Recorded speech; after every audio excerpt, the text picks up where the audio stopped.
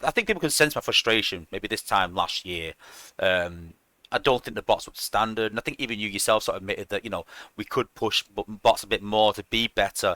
And I was sort of complaining, saying, "Listen, we had like two good bots this year, good 4-star bots." And I've actually watched the last stream back, and you actually said word for word, "I don't think we can give a 5-star away for top five." And that was your words back then, and it just shows how much the game has come. You know what I mean? Like we've scrapped the leaderboards, we've brought these endurance events out, and I think that the community was screaming for this for so long, and Spaceape was sort of on the stance of, no, we can't do this, we can't do that.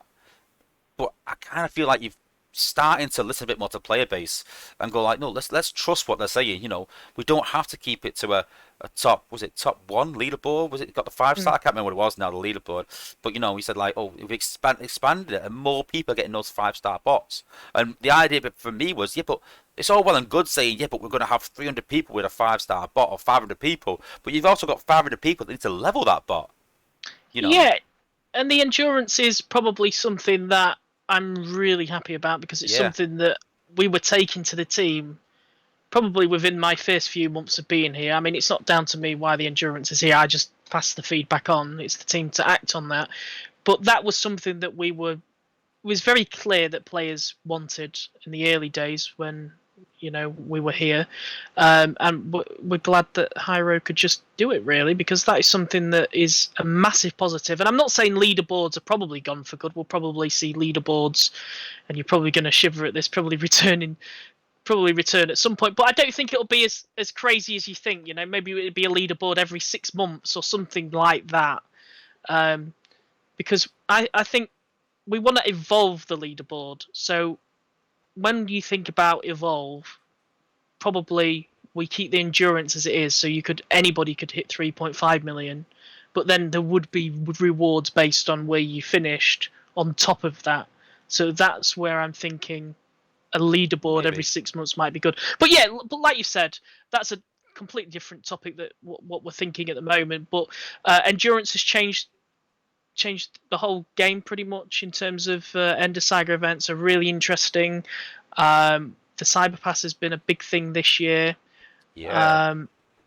Prime Shard events, somebody's just said, yeah, we want to try and do more Prime Shard events as well because players will need them. Stuart is saying he hates 10-point events. Well, that's good because we don't tell Hyro to do them. I think it's been a while since we've last had one, to be fair. Probably need to run one soon. But it's a tough balance because top players really want to just get done in 10 battles or something, whereas lower players want that opportunity to get as much as they can, and they see that kind of event a great way to get things done. I think the 10-point events put everyone on an even keel.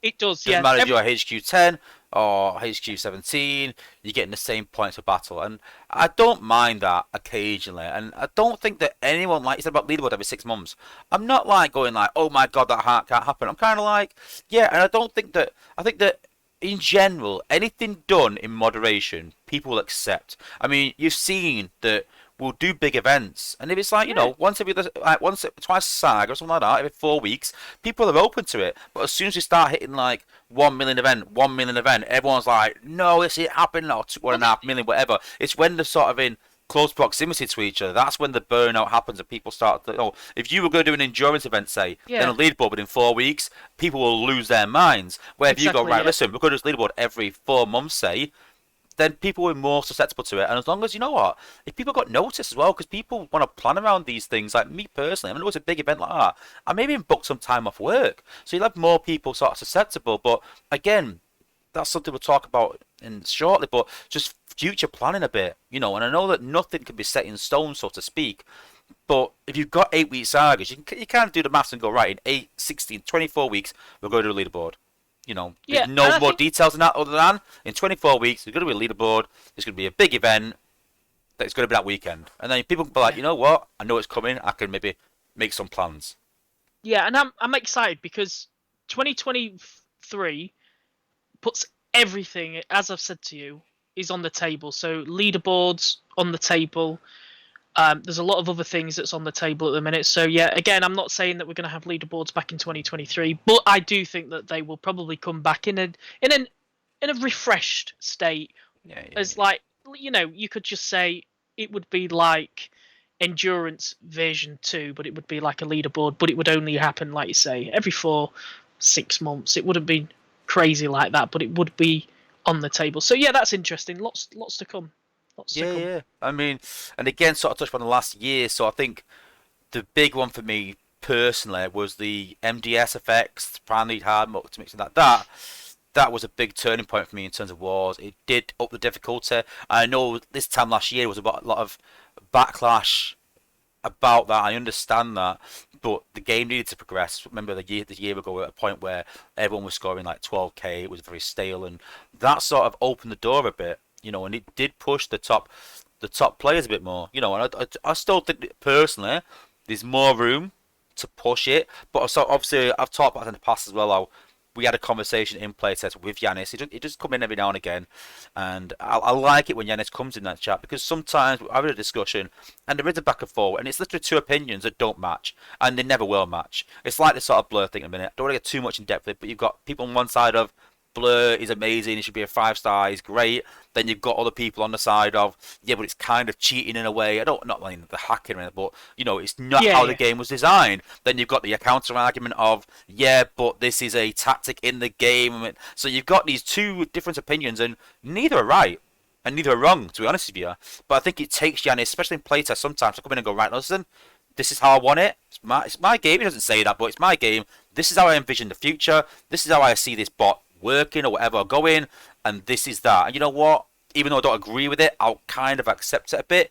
And I know Fabian tries to do that sometimes, but for me, Giannis has got that next step of understanding the game a bit more than most of the players.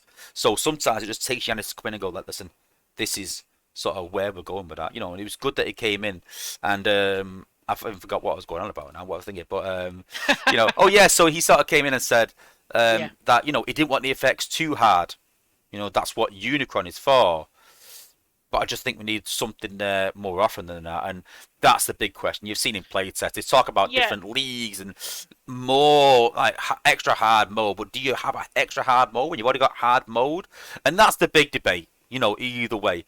But for me, going back to it though, regardless of all that, we have had an increase in difficulty, which is better. I wouldn't say it's perfect yet, but I think it's better than where it was. Yeah, the whole MDS thing in Wars was probably game changing, to be honest, because Yeah, it was for the first time you could go from base to base, and yeah, you will probably know more than me if players probably opted for one way, because that's the challenge we have in testing, and as you know, you do test these effects, is really getting everybody to use different things. That's kind of the challenge, because once somebody says, yeah. okay, these two are the best combo, Well, I think that's most where we people need to. do. That's where we need to Most people focus on. do. That's what we Yeah, found.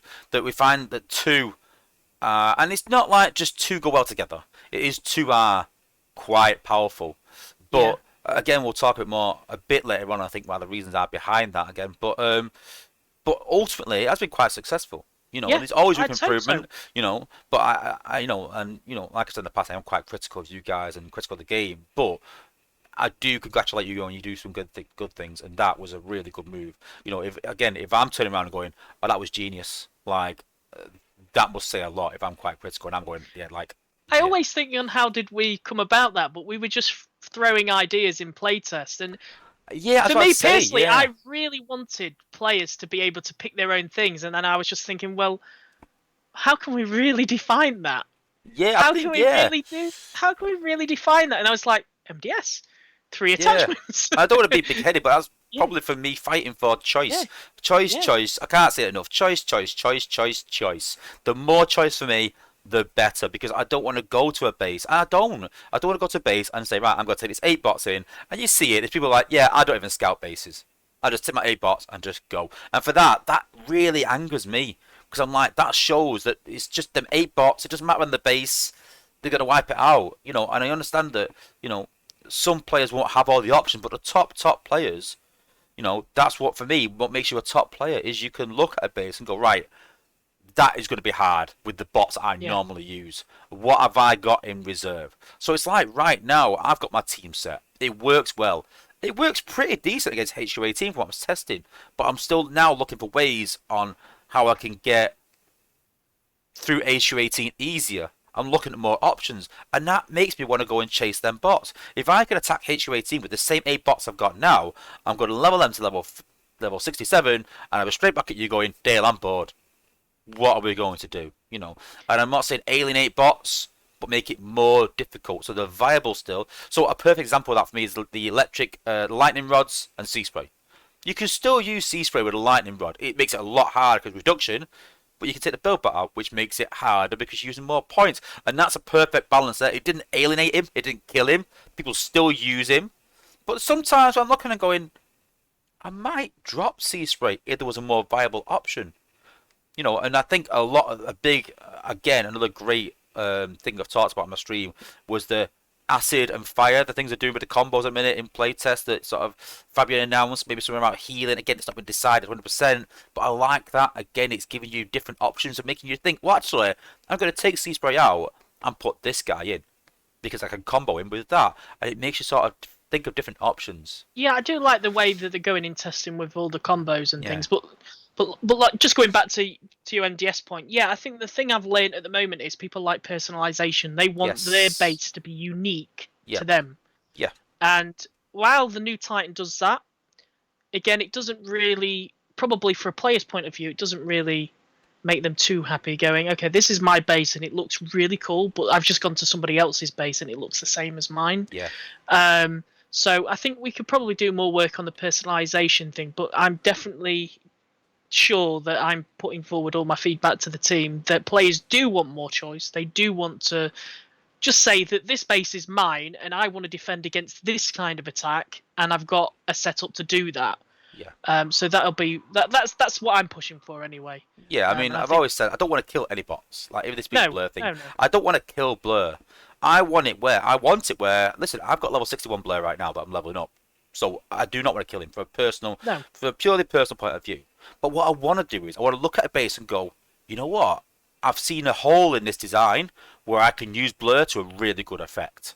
That's base 1, and then base 2, I'm like, yeah, there's no way I can use Blur there. Right, what other option have I got? Yeah. Right, I've got this other thing here. You know what? And that's the problem right now, is that people again are going to these same 8 bots and going, yeah, let's just do this. Yeah, let's just do that. I agree. Without any sort of mindset of actually looking at the base and going, right, okay, what am I? And a lot of mine, so my ideas come from playing Clash of Clans, and I loved that game. And I would learn different strategies. Like, I remember, I got so frustrated that I literally threw my phone across the room at some point, and it's not a good advertisement for it, but trying to learn Lava Loon. And those that play Clash of Clans, they'll probably know that, it's a tactic that was really powerful, but if you got it wrong, you knew about it. And I'd get the pathing wrong sometimes. I'm like, I don't understand. Why is it going that way? And why is this? And then my friend was like, your timing's off with that. Like, your deployment was wrong. Like, and I loved it, though. Even though I got frustrated with it, I loved it. Because of some bases, I used to use a go wee attack, golem, wizards, and witches. And I would smash most bases with that. But at some bases, I could not use that. I was like, right, I need to learn this. I need to have that in my arsenal. I need to expand my knowledge a bit. That was the big thing for me. And I like an Earthworms to that. I do. But I just think the Clash of Clans has gone that extra level of different attacks. It's like, you watch the videos, and it's like 100 different attacks that people can use. And people just substitute one thing. And I know there's more troops and more options. So I'm not expecting Earthworms to have 100 different options. But we should have 5 or 6, 7 different options where one is easy. This one tactic, you can smash this base. And I'll be in the chat going, listen, guys, use this, you'll smash this base. But you know what? And then one guy goes, but I'm a walker. And I'm like, good luck, mate. Good luck walking that base. And that's the attitude I sort of want to have. And I don't want to alienate bots. But walking, you could do it, but you better have a top team maxed out and be perfect. Like in Unicron. It's just personalising your base to defend, say, against that. If you don't like walk attacks, then you should be able to defend against that. But then you might be vulnerable to something else, like sack attacks or something like that. So for every advantage, there's also a disadvantage. 100%. As well. So that's how I understand games, and that's something I always try and put forward to the team as well.